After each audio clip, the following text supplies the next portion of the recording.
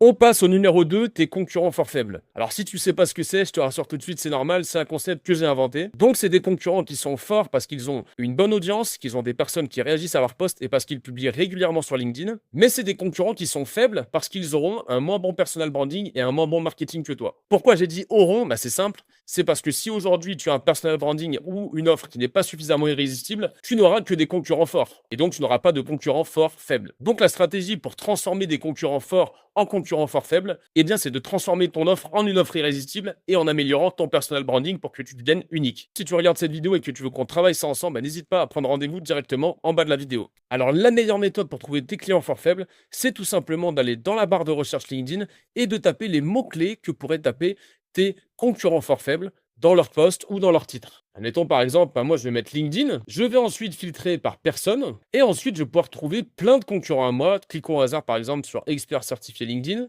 Et donc bah là typiquement j'ai une concurrente qui est plus faible que moi, ça se voit tout de suite. Elle a un marketing qui est beaucoup moins puissant, elle a quasiment pas d'abonnés. Mais elle n'est pas forcément forte parce qu'elle publie pas régulièrement. C'est-à-dire que la dernière fois qu'elle a publié, c'était il y a un mois, et elle n'avait pas beaucoup d'engagement sur ses posts. Donc voilà, moi j'utilise LinkUp pour me créer des feeds de prospects aussi facilement que ça. Donc tu vois, bah là par exemple, je vais pouvoir la mettre dans concurrent fort faible, mais on va essayer d'aller chercher mieux. Donc je reviens en arrière. Et donc là, bah, ça va être un temps de recherche que tu vas faire. Tu vas devoir scruter les pages. Voilà, c'est pas forcément aussi simple que ça.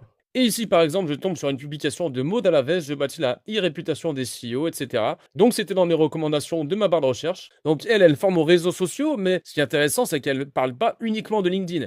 Donc, bah, si j'ai quelqu'un dans ses prospects qui veut vraiment un accompagnement full LinkedIn, eh bien, il y a plus de chances peut-être qu'il passe par moi que par elle. Donc, bah, en plus, c'est parfait. Voilà, elle publie tous les 5 jours, une semaine. Il y a beaucoup de likes, beaucoup de commentaires sur ses posts. Et donc après, par rapport à ces posts, eh bien, je vais cliquer sur importer les profils ayant réagi avec un logiciel comme Yadulink par exemple. Hop, je vais cliquer dessus et je vais pouvoir me créer ma petite liste de prospects. Donc voilà, je viens de te livrer mon secret pour trouver des concurrents fort faibles. Tu vas pas forcément y arriver du premier coup, ça demande du temps. En tout cas, moi, le réflexe que j'adopte, c'est qu'à chaque fois que j'identifie quelqu'un qui a un concurrent fort faible, boum, je prends Linkum et je l'ajoute directement à ma liste de concurrents fort faibles. Comme ça, je suis sûr de jamais le louper. Et voilà, je viens de te donner ma deuxième source de prospects. Et on se retrouve dans la vidéo juste après pour voir la troisième source.